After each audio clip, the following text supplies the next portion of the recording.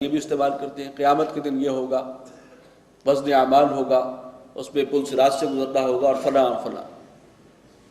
قرآن مجید جو ہے وہ اس قیامت کے لیے جو پہلی ہے نفخہ اولا، جس پہ وہ زلزلہ ہے اور فنا ہے سب کے لیے، اس کے لیے الساعہ کا لفظ استعمال کرتا ہے۔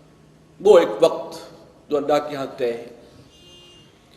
اور نفخہ ثانیہ کے بعد جو دوبارہ جی اٹھنا ہے اور پھر پیشی ہے، وہ ہے قیامت۔ اور لفظ جو ہے عربی کا وہ اس کے حوالے سے بھی اس لفظ کا صحیح استعمال اسی کے لیے، قیام کہتے ہیں کھڑے ہونے کو۔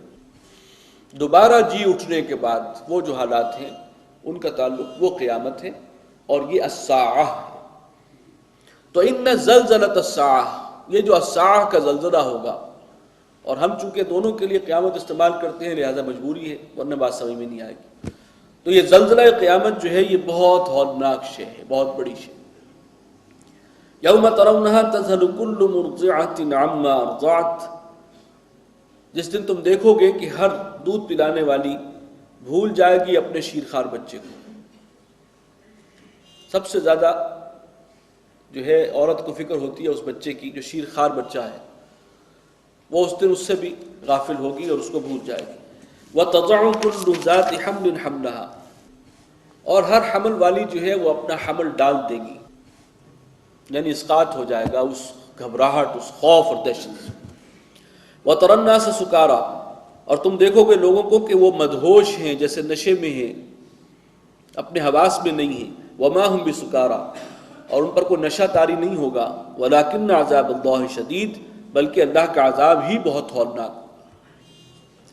وَمِنَ النَّاسِ مَن يُجَادِلُ فِي اللَّهِ بِغَيْرِ عِلْمٍ، اور لوگوں میں سے وہ بھی ہیں کہ جو اللہ کے بارے میں جھگڑتے ہیں بغیر کسی علم کے، بغیر کسی دلیل اور سند کے۔ وَيَتَّبِعُ كُلَّ شَيْطَانٍ مَرِيدٍ، اور یہ شخص وہ ہے کہ جو ہر سرکش شیطان کی پیروی کرنے کے لیے تیار ہے، اس کے پیچھے چلتا ہے، اللہ کے بارے میں حجت کرتا ہے۔ كُتِبَ عَلَيْهِ أَنَّهُ مَن تَوَلَّاهُ، اور شیطان کے بارے میں یہ بات طے کی جا چکی ہے، اللہ نے یہ بات طے کر دی ہے کہ جو کوئی اس کو اپنا دوست بنائے گا فَأَنَّهُ يُضِلُّهُ، تو وہ شیطان تو اس کو گمراہ کر کے چھوڑے گا۔ وَيَهْدِيهِ إِلَىٰ عَذَابِ السَّعِيرِ، اور پھر وہ لے جائے گا اسے آگ کے عذاب کی طرف۔ يَا أَيُّهَا النَّاسُ إِن كُنتُمْ فِي رَيْبٍ مِّنَ الْبَعْثِ، اے لوگو اگر تمہیں اس دوبارہ جی اٹھنے میں کوئی شک ہے، شبہ ہے، بعث اٹھنا دوبارہ، یہ یوم البعث اس کے لیے ہے، وہ قیامت کے لیے بھی لفظ ہے کہ یعنی جب دوبارہ اٹھیں گے۔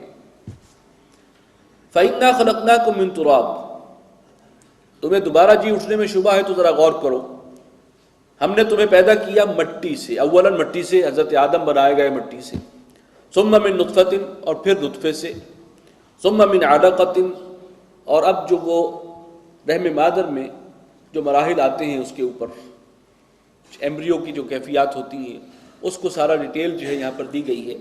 ثم من نطفۃ ثم من علقۃ، اور پھر وہ علقہ کی شکل میں ہوتا ہے، ثم من مضغۃ، اور پھر وہ گوشت کا ایک لوتھڑا بنتا ہے، مخلقۃ وغیر مخلقۃ، اور کسی کا ناک نقشہ جو ہے وہ مکمل ہوتا ہے اور کوئی نامکمل رہ جاتا ہے۔ لنبین لکم، اور تاکہ ہم تمہارے سامنے اپنی قدرت کو ظاہر کریں۔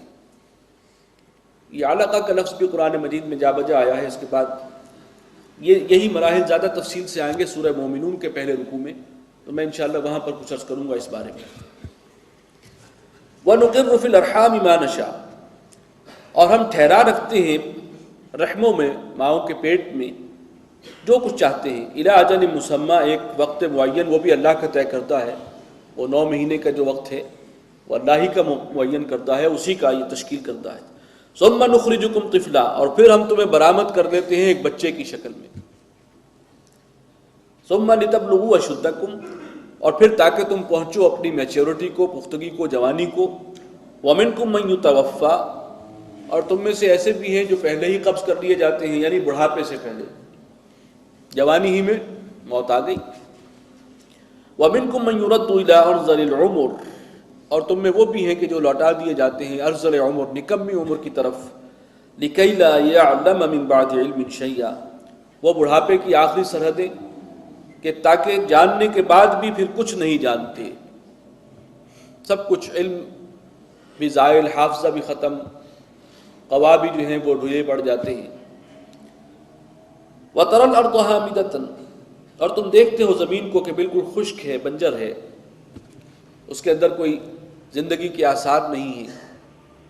فَإِذَا أَنزَلْنَا عَلَيْهَا الْمَاءَ، تو جب ہم برساتے ہیں اس کے اوپر پانی، بارش، اہتزت وربت، بڑے خوبصورت الفاظ ہیں کہ وہ زمین لہریں لینے لگتی ہے اور اپجتی ہے، جیسے انگڑائی لے کر کوئی اٹھتا ہے، تو اسی طریقے سے وہ مردہ زمین پڑی ہوئی جب اس کے اوپر بارش برستی ہے تو اس کے اندر زندگی کے آثار شروع ہو جاتے ہیں۔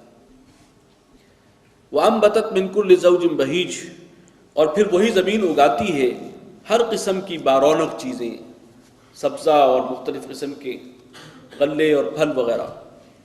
ذَلِكَ بِأَنَّ اللَّهَ هُوَ الْحَقُّ، یہ سب اس لیے ہے کہ وہ اللہ ہی الحق ہے، وہی برحق ہے ذات، وہی پروردگار حقیقی ہے۔ وَأَنَّهُ يُحْيِي الْمَوْتَى، اور وہی ہے کہ جو زندہ کرے گا مردوں کو۔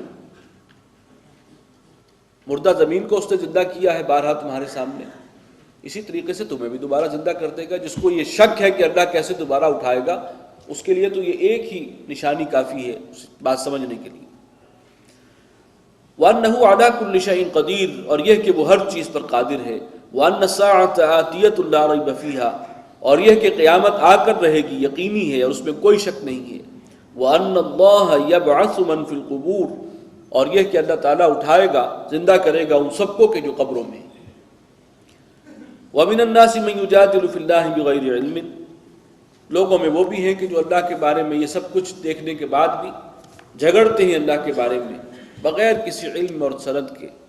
وَلَا هُدًى، بغیر کسی ہدایت کے۔ وَلَا كِتَابٍ مُنِيرٍ، اور بغیر کسی روشن کتاب کے۔ ثَانِيَ عِطْفِهِ لِيُضِلَّ عَن سَبِيلِ اللَّهِ، تکبر سے اینٹتے ہوئے، یا ترجمہ کیا ہے شیخ الہند نے اپنی کروٹ موڑ کر، یعنی بڑے متکبرانہ انداز میں، جیسے آدمی جو ہے اپنا رخ بدل کر چلتا ہے کسی چیز کو اگنور کرتے ہوئے، تو یہ اللہ تعالیٰ نے تصویر کشی کر دی ہے ان سرداران قریش کی کہ جب انہیں یہ باتیں بتائی جاتی ہیں تو وہ یوں اٹھ کر چل دیتے ہیں بہت ہی گھمنڈ کے ساتھ۔ لِيُضِلَّ عَن سَبِيلِ اللَّهِ، تاکہ وہ لوگوں کو روکیں اور برگشتہ کریں، گمراہ کریں اللہ کے راستے سے۔ لَهُ فِي الدُّنْيَا خِزْيٌ، ایسے شخص کے لیے دنیا میں بھی ذلت و رسوائی ہے۔ وَنُذِيقُهُ يَوْمَ الْقِيَامَةِ عَذَابَ الْحَرِيقِ، اور ہم چکھائیں گے اسے قیامت کے دن آگ کا عذاب، جھلسا دینے والا عذاب۔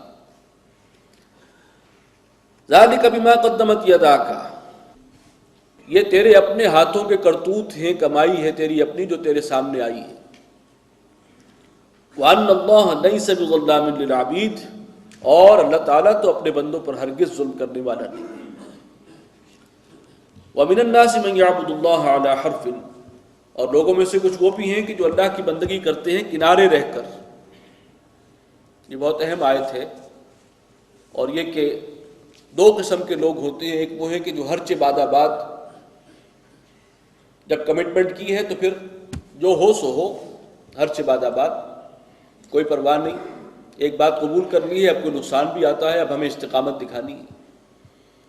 ایک روش وہ ہوتی ہے کہ ایمان تو لائے ہیں، ایک چیز کو مانا تو ہے، لیکن اب اس کے تقاضے پورے کرنے میں ریلیکٹنٹ ہیں، اس میں دیکھ رہے ہیں کہ بھئی دنیا بھی بچ جائے، جان اور مال کا نقصان بھی نہ ہو، اور یہ ہے کہ ہم اس اپنے ایمان پر بھی قائم رہیں، اس کمٹمنٹ پہ بھی رہیں۔ تو کوئی اس طرح کی جو کوشش ہے اس کو اللہ تعالیٰ نے بہت ہی ناپسندیدہ قرار دیا۔ وَمِنَ النَّاسِ مَن يَعْبُدُ اللَّهَ عَلَىٰ حَرْفٍ، لوگوں میں سے کچھ ایسے بھی ہیں جو بندگی کرتے ہیں اللہ کی کنارے رہ کر۔ فَإِنْ أَصَابَهُ خَيْرٌ اطْمَأَنَّ بِهِ، اگر حالات اچھے رہیں، خیر خیریت ہو، کوئی تکلیف، کوئی مشکل، کوئی پریشانی، کوئی آزمائش نہ ہو تو وہ بھی مطمئن رہتے ہیں اس پر کہ بالکل ٹھیک۔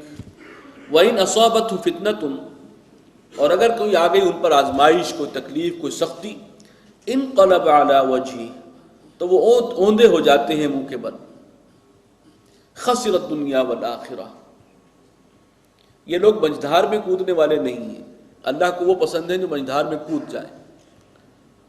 وہ جو اقبال کا شعر یاد آ رہا ہے کہ بے خطر کود پڑا آتش نمرود میں عشق، عقل ہے محو تماشائے لب بام ابھی، وہ جو ایک دفعہ ایمان لا کر اور اللہ سے عہد